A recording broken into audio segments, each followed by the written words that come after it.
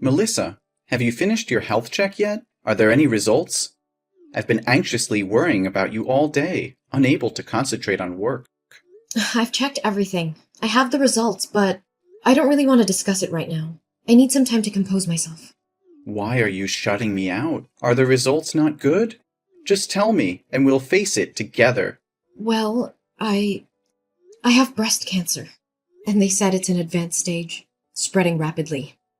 The doctor insisted on immediate hospitalization because it's becoming dangerously life-threatening. Oh my God. How advanced is it? How far has it spread? Can we treat it right away? Will you be okay if you undergo surgery now? Joseph, I'm in complete disarray. The doctor mentioned further tests are necessary to determine my survival rate. If you want to leave now, then go ahead. I'll sign the divorce papers. If you keep hesitating, I fear I won't find the strength to leave you later. What are you saying? Why would I abandon you? Don't tell me it's too late to save you. No, there's still a chance for me. But the treatment could be prolonged and incredibly exhausting, possibly lasting several years with substantial financial costs. I'm just afraid you won't be able to handle the immense pressure and the troubles that may come along. No, sweetheart, don't think so poorly of me. Haven't the past 2 years of love and 1 year of marriage shown you my commitment? I accept it all, and I'll stand by your side no matter what happens. So let's face this together, openly. Joseph, thank you. Well, here it is. It appears the cancer is even more advanced than I thought. Preserving breast tissue might be challenging. The doctor mentioned a mastectomy, chemotherapy, and radiotherapy as necessary for my survival, which means I won't be the same as before. Honey, I'm not an expert, so I'll scour the internet for more information. Maybe the way I phrase it isn't accurate, but does that mean they'll remove your breast tissue? Yes, exactly as you said. Well, if I'm fortunate, they won't have to remove all of it, just a portion. I can't even begin to imagine it. What's going to happen? Will your breasts just change? It's hard to say for sure, but it's likely that their shape will be affected. They might become asymmetrical or even lose their natural appearance. I'm sorry if it turns out that way. No, I should be the one apologizing. It's my negligence that has led to this critical situation. I should have taken you to the doctor when you first mentioned breast discomfort 2 months ago, but I've been too consumed by work to be there for you. It's all my fault, Melissa. I'm deeply sorry for failing you. No, please don't blame yourself. This isn't your fault. Are you concerned about how this change will affect your attraction to me? I understand if you find it difficult to accept. Don't say that. I didn't marry you for your physical appearance, Melissa. I don't care how your breasts look. My love for you is far deeper than that. But there's something else, Joseph. The doctor advised against getting pregnant during the treatment because it could harm the baby due to the medications involved. This means our dreams of having a child might have to be postponed indefinitely. Can you handle that? If you feel it's too much to bear, I'm willing to leave so you can find a partner who can give you everything. If I wanted someone perfect, I wouldn't have chosen you. You're the most important person in my life, and I don't care if we can have biological children or not. All that matters to me is that we face this together as a team. If we can't have our own children, we can explore other options like adoption. Our love can still create a beautiful family. Joseph, your unwavering love gives me strength. Thank you for being by my side. Now I can face the upcoming surgery with newfound courage. And knowing you're not alone makes me feel stronger too. I thank God every day for bringing you into my life. I'm grateful to have you as my husband, Joseph. I love you more than words can express, my dear. Now, take some rest and get ready for our date tonight. I'll take you to our favorite restaurant, where we can cherish each moment together. Yes, Joseph. I look forward to it. Hey, Melissa. I heard from Joseph. He just stopped by my house and told me about your condition. Since he has to go on a business trip for a few days, he asked me to take care of you. Do you really have breast cancer? Why didn't you tell me anything? Oh, hi, Mom. Lately, I've been feeling tired and busy with all the medical appointments and preparations for my surgery, so I haven't had a chance to inform anyone. Besides, it's not something I want to share as good news. You don't sound like yourself. I can sense your nervousness, sadness, and sensitivity. Does this mean your condition is severe? Well, if we want to be optimistic, I can say it's not too bad, but it's also not great. Surgery always carries risks, and the thought of scalpels in my breasts naturally makes me nervous. They're an important part of my identity as a woman. Really? Sometimes I forget that you're a woman too. You don't behave like a lady, or a good daughter-in-law, especially when you make my son do household chores that should be your responsibility. Mom, what are you talking about? Which chores are specifically assigned to me? In our household, we share the housework equally. Oh, really? But every time I visit your house, I always see my son doing all the household chores. Whenever I come over, it's Joseph who's cooking while you're sitting and relaxing. Or he's folding clothes while you're fast asleep on the bed. You don't fulfill your duties as a wife or a woman in this family. I think if you have surgery to remove your breast, you might as well become a real man.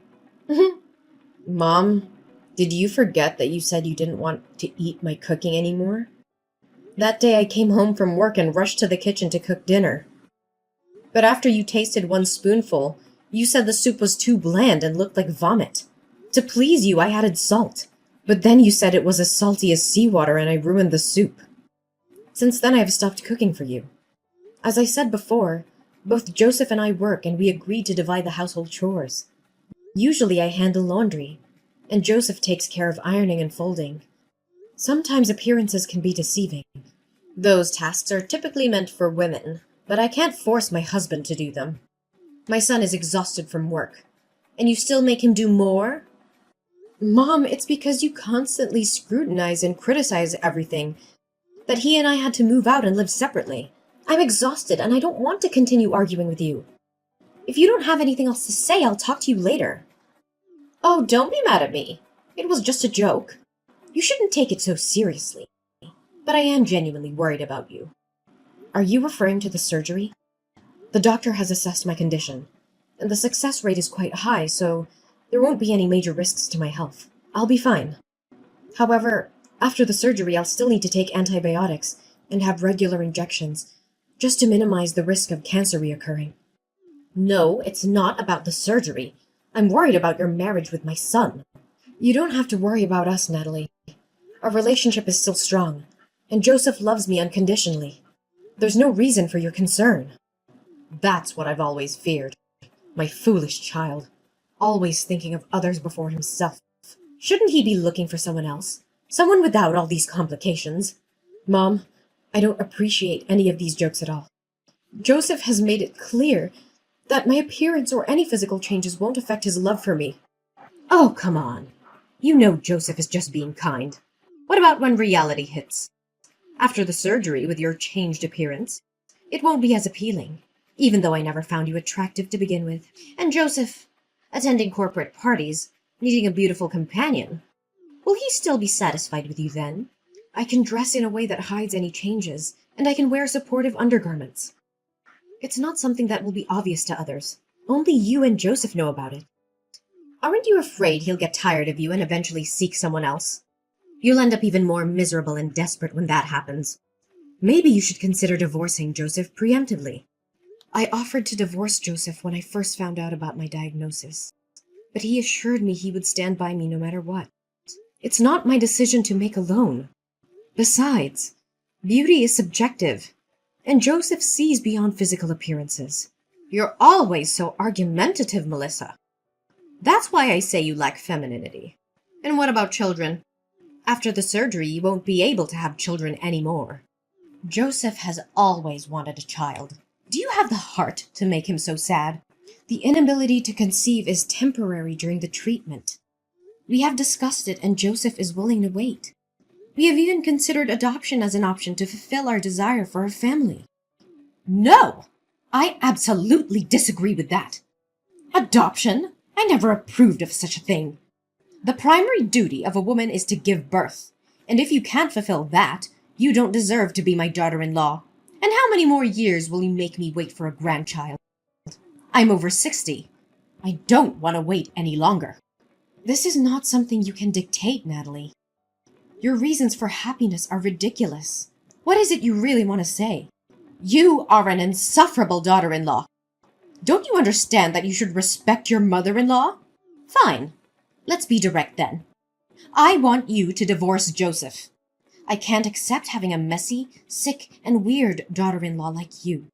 I believe you're incapable of giving birth to a child for Joseph. And even if you did, I question the child's health. What if they also face the same challenges? Or if they are teased for not having a normal mother? It's selfish of you to only think of yourself. You do realize that breast cancer isn't contagious, right? Besides, I don't want to divorce Joseph. I love him very much, and it seems like Joseph disagrees with your idea as well, doesn't he? If Joseph had agreed, you wouldn't have gone to such great lengths to convince me of anything. I have already introduced Joseph to a friend's daughter. I really like that girl and want her to be my daughter-in-law. But I don't understand what it is about you that Joseph loves so much. So if you want a divorce, go ahead. I won't give you a hard time. No, absolutely not.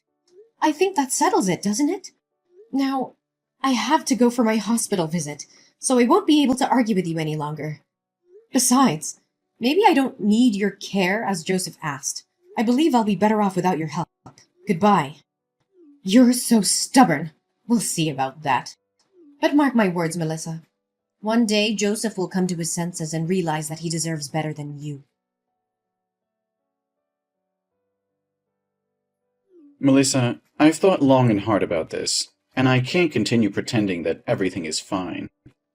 The very idea of you going through breast surgery disgusts me to the core.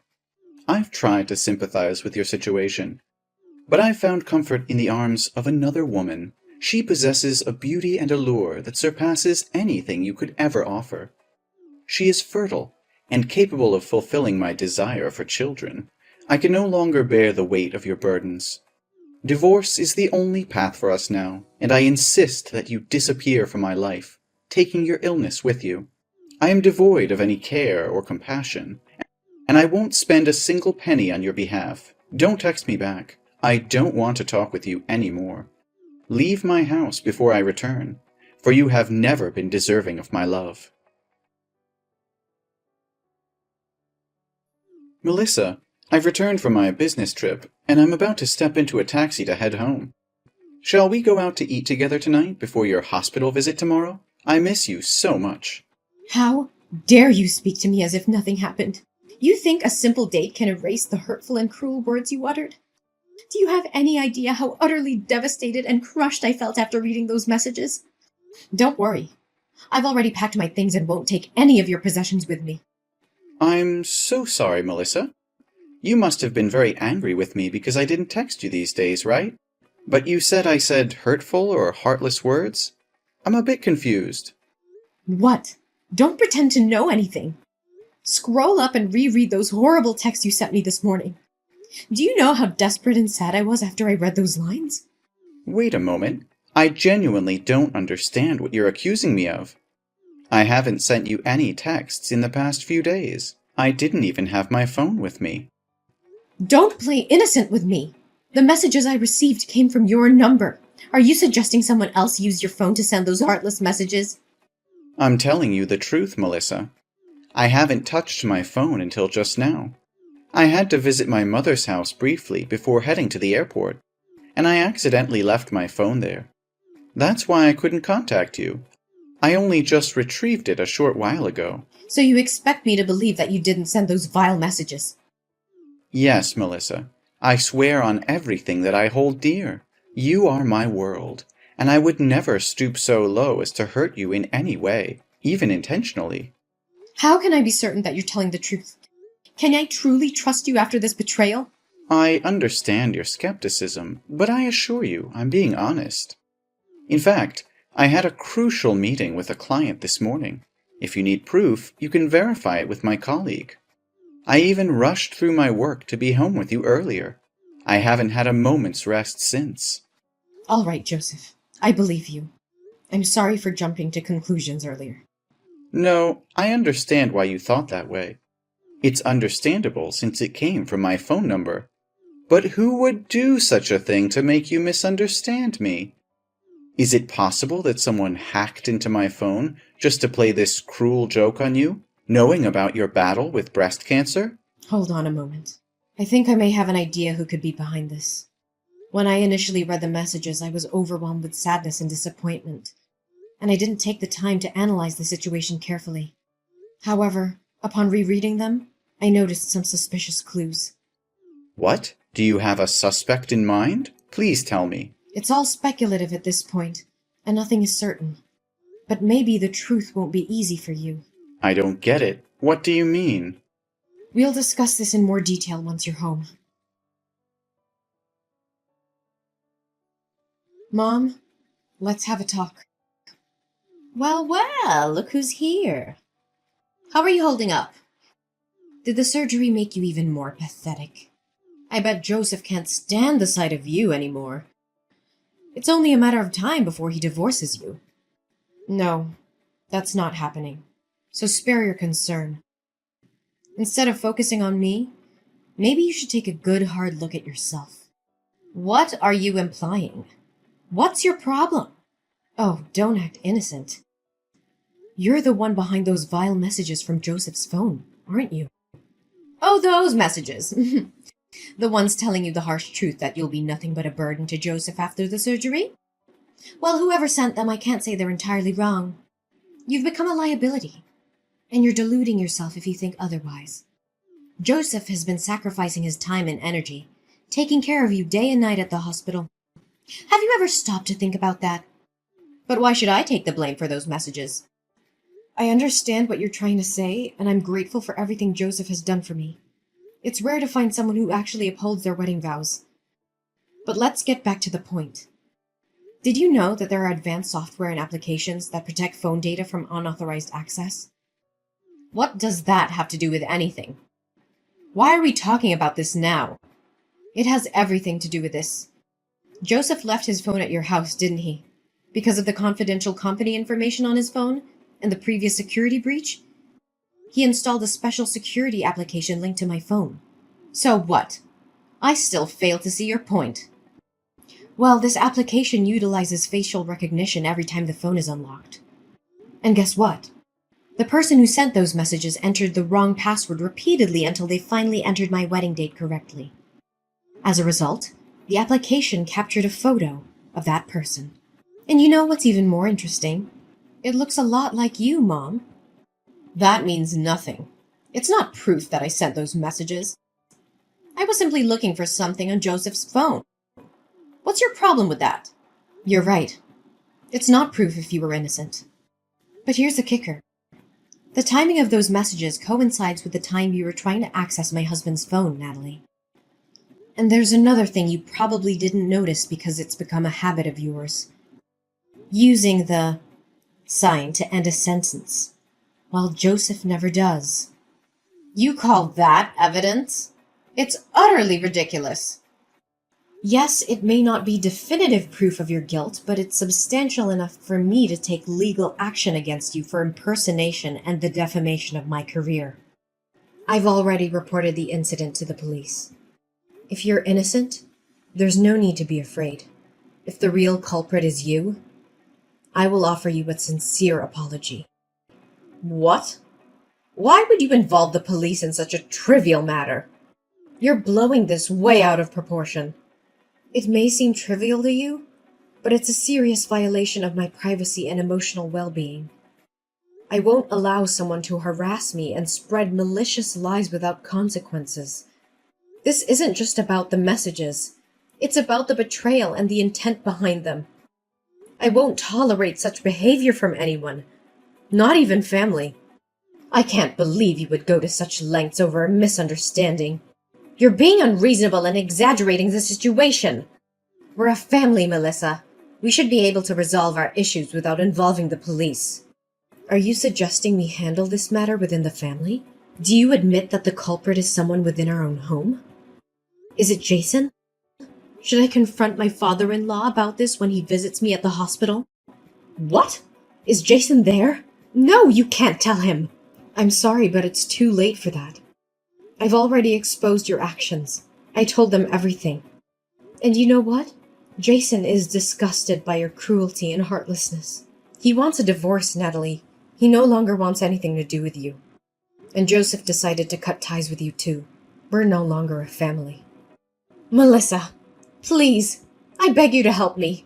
I can't bear the thought of losing Joseph and Jason. They're my world, my everything. I'll do whatever it takes to make things right. I'll grovel. I'll beg. I'll do whatever they want. Just please convince them to forgive me. I can't live without them. Natalie, your actions have caused immense pain and shattered the trust that Joseph and Jason had in you. Rebuilding that trust will not be easy, if it is even possible. You must understand the gravity of what you've done.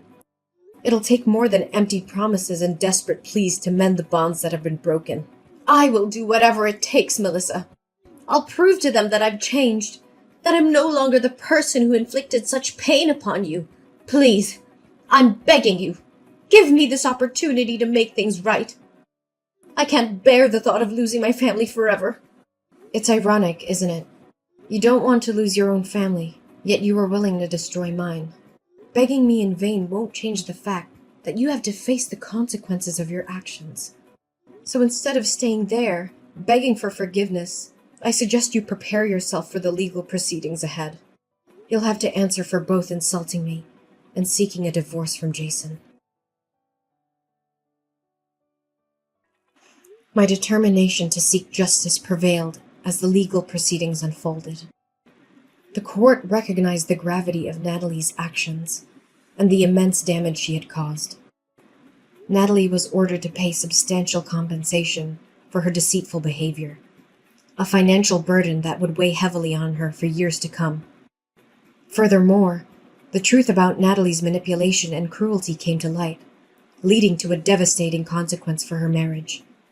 Jason, deeply hurt by her actions and unable to reconcile with the betrayal, made the difficult decision to end their relationship.